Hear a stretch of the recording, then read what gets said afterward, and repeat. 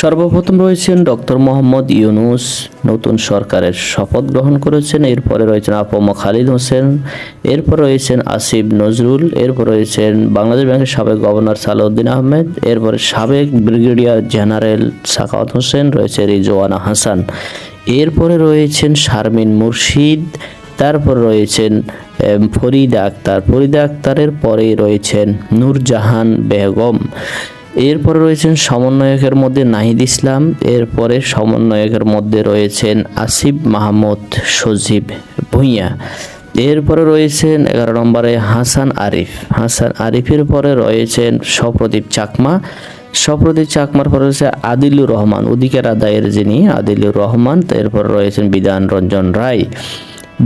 রায়ের পরে যে ফারুক আজম, এছাড়া রয়েছেন তৌহিদ হাসান। অন্তর্বর্তীকালীন সরকারের এই উপদেষ্টাগণ বর্তমানে রাষ্ট্র পরিচালনা করবেন।